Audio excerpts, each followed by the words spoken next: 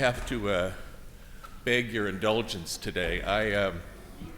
These are my old glasses. Those of you who were here for a weekday mass earlier this week, it's one of those things of age.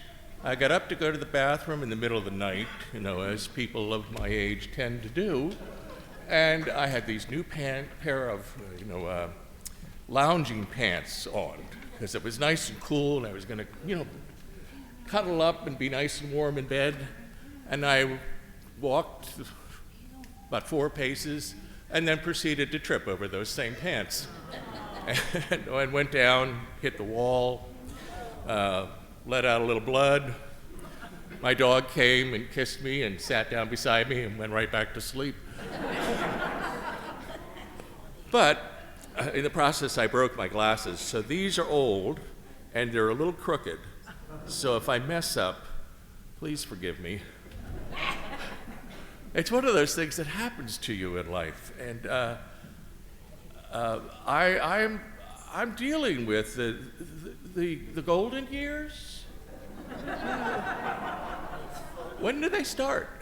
I'm still waiting for the gold. In the last couple of years, I've had prostate cancer, I've had birth defect surgeries, I've had 2 back surgeries, and I still get up in the morning and feel like I'm about ready to fall over and break. But beats the other option. I had a parishioner once who said to me when I first came back after my 2nd back surgery, "Father, it's always better to be looking down at grass than up at roots." Good point. And we've just, as you can still see, we're going through this pandemic, and it has changed our viewpoint of everything in life. And in some ways, there's been lots of good things, like the technology that we see now is in every parish, allowing people to see Mass, and for some parishes all around the globe, you can sit at home and do Eucharistic adoration with a church in Rome, if you want to. It's all there. You just have to seek it out. But there have also been a lot of, there's a lot of impatience these days. I was coming back yesterday from a memorial out in Towson, and I was on the Beltway, and then all of a sudden, it's just a normal Saturday afternoon and not really crowded. 3 cars decide they're going to drag race on the Beltway. And there are these new modern cars with all the bells and the whistles, so that they're supposed to prevent you, the driver in the car going crazy, from being killed. Of course, it doesn't say anything about the people in the other cars, but you might survive. But it was just like, whoa, where did that come from? And why? What is the big rush? What is the big deal? Why are you risking your life just to get, 10, 15 cars ahead? But people do that. I live in the Old Town, and I do like sushi. But there's a sushi restaurant there that has become very popular during COVID, and people stop and pick up their sushi. They call it in, pick it up. Only nobody knows how to parallel park anymore. And they don't even teach young people how to do it when they're in driver's ed. That was one of the things I had to learn to do when I was a teenager, and learn to park. And so you have all these people now coming down, especially in the evening, coming down Frederick Road where there's traffic in both directions, parking in both directions, and no parking in both directions where people are parked. And so it can be very, very frustrating just trying to get home some days. And you kind of have to learn to be patient and to trust in God in all things, in all times, and in all seasons. And that's really hard for me to do. I really want to believe in God. I want to follow Jesus. I want to be a good Christian. I want to do right. I want to be morally pure, and I want to give to those in need. But every now and then I just want to be left alone. Just go away. And I think that is a factor of age as well. But Jesus is always inviting us in. And we have in the scriptures today, Paul's affirmation of his faith in Jesus. And thank God for St. Paul. None of us would be here without him. But Paul is trying to tell the community that is kind of on their own while he's in prison, to stay strong, stay faithful, stay true. And yet we have two stories on either side of that reading about people who are cleansed and are true, but are infidels. Naaman, in the first reading, the book of Kings, Naaman is a Syrian general, an enemy of the Israelites. And he goes to the prophet seeking healing because of his own leprosy. Now, leprosy is a disease that causes neuropathy in people's limbs so that they stop feeling pain. And as the disease progresses, the nerves in the joints and in the knees and the feet and the hands particularly, they die. And so gradually, your body gets wounded simply by living. You stumble going down the steps and you hit your toe. Well, you don't even know you've hit your toe until the infection sets in. And that's how people would die, a very slow, abandoned experience of life and death. And so they were unclean. So Naaman is unclean, and he comes, and Elisha, the prophet who succeeded Elijah, Elisha tells him to go and to bathe in the Jordan 7 times. Perfect number in Israel, 7. I wonder why we have 7 days and 7 sacraments. Must be that perfect number somewhere in there. But he tells him to go bathe in the Jordan. Where is Jesus baptized? In the Jordan. And he comes out and he is clean. And it says, he became like the flesh of a little child, and he was clean of his leprosy. So he goes back to Elisha and praises God, his God, Elisha's God, not his own Syrian gods, but the God of the Israelites, and praises him. And he swears to honor him for the rest of his days. So what does he do when Elisha sends him on his way? He says, let me take 2 cartloads of dirt with me. What's he going to do? Have a garden? Do a compost heap or what? He wants to take that soil. We were talking about the prayer just before Mass, where we talked about preserving God's creation, saving the earth, caring for it as if it was itself a sacred remnant of God. And that's what this infidel is saying. Your God is so powerful, so good, so loving. Let me take some of your God's country with me.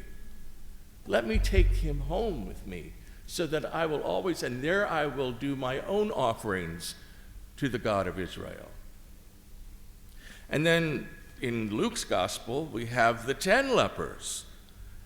And only one comes back, and the one that comes back is a Samaritan, another infidel, another unclean person in the eyes of Jewish people. Samaritans were Jews, but they were a separate sect, and they were considered by the Jews of Jerusalem to be unclean and not worthy of coming to the temple.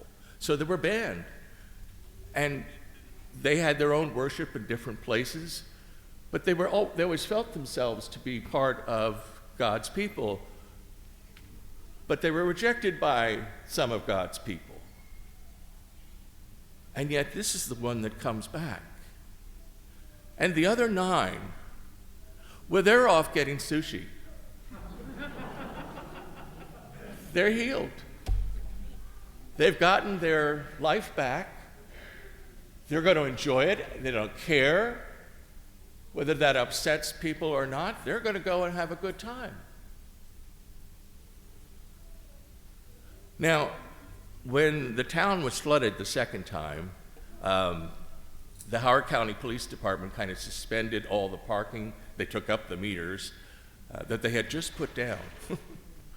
They took up the meters and allowed people to park anywhere, and so they've been doing that now. Well, since life has picked up pace again, that's causing all kinds of other problems on Main Street because, again, people are parking where they shouldn't park. And, you know, that's really annoying. And I think that we have a challenge in this particular time in our history where we have to be emissaries of God's love wherever we are, wherever we find ourselves. We are called to witness to our faith and to do that lovingly and patiently. The memorial that I did yesterday was for a woman from Ireland that I've known since I was a kid. I was born there, and my parents came here when we were kids. And Kathleen was a real character. She came over from Ireland as, what was it? The title she was, and it wasn't nanny, it was another title that they gave her. But anyway, she raised 3 generations of this family. You know, they brought her over from Ireland, gave her a room, and she worked her tail off for them for the rest of her life. And we did this memorial in the house of this family because they had no faith in their life at all. And I could have gone there and spit across the room and they would have applauded. They just wanted someone to recognize her spiritual roots, her spirituality, because this family absolutely adored her because she was so loving and caring. And that's because Kathleen was a woman of deep faith. A woman of deep faith who was wounded. All the abuse stuff that went on in Ireland over the years, it was in her family. She was very, very faithful and was so wounded by the experience, she walked away from church. She didn't walk away from God, but she walked away from the church. And only gradually in the last couple of years was she beginning to, see that it wasn't God's fault that human beings sin. It was the fault of human beings, whether they were priests or religious or not. And she was making the journey back. And so a couple of weeks ago, I went out to Stella Maris and anointed her and gave her the last rites. And Kathleen is like most of the Irish. The Irish all love you and will laugh with you and cry with you and give you a big embrace and hug, but they're not really good with affection. They're like, I was seeing all these people yesterday, and I got the kiss on the side of the cheek, which is really just like a bump on the side of the cheek. Nobody kisses anybody. The Irish are not that way. Most of us are not that way. We like to laugh, and we're a little bit nervous when we have to be intimate in any way because it just wasn't part of our culture. But I said to her after I anointed her, because I could just see her come into a peaceful moment. After she was anointed, she knew that God had forgiven her for her human weakness and that God was getting ready to welcome her into the kingdom of heaven. And I said to her, Kathleen, okay, now you're anointed. I said, I'm going to do something we don't do. I'm going to kiss you. And all she did was lift her hand and pull my hand over to her as she lay in that bed. She died that night. She died peacefully and happy. She had leukemia and was only like 3 weeks into treatment and just went. But she was ready to go because she had been restored to the fullness of life, just as Naaman was, just as the Samaritan was, just as the other 9 were. And she chose to come back to God as that helpless, needy child looking for mercy and forgiveness. It is always available to us. There is nothing you can do that God cannot heal and fix, even if it's something criminal. One of the best confessions I ever had as a priest, I was at Holy Trinity where Father Gene, you know Father Gene that comes here all the time? He was my first pastor. He was never there. He was always off on some cruise. First day I get there. First day I'm starting out at Holy Trinity. I walk in the front door of the rectory, and he goes, see ya. I'm going, see ya what? Oh, I'm going away for the week. Have fun. I didn't even know where I was supposed to go, where my room was, you know. But I love Gene. You cannot not like him. He's just that good, caring soul and has healed and helped hundreds of people over the years. But that first couple of months in that summer, there was a gentleman that came to morning Mass, and he stayed around after Mass, and he said, Father, can I talk with you for a bit? And I'm like, okay, you want to go to confession? I go like, oh, he's got the new guy, okay. So we went in and sat, and we talked for like 2 hours. And by the time we were done, I wanted his forgiveness. He was a holy man. But he had been in prison for manslaughter. He killed somebody. And he came out of prison and he was determined that he was not going to go back to his old ways. And so he started going to church, and he went around to different churches and tried them all out. And up at St. Philip Neri, he met a lady who was greeting him at the door. That simple, greeting him at the door. And they became friends, and then they became husband and wife. And he said to me, Father, she saved my life. And I said, how did she do that?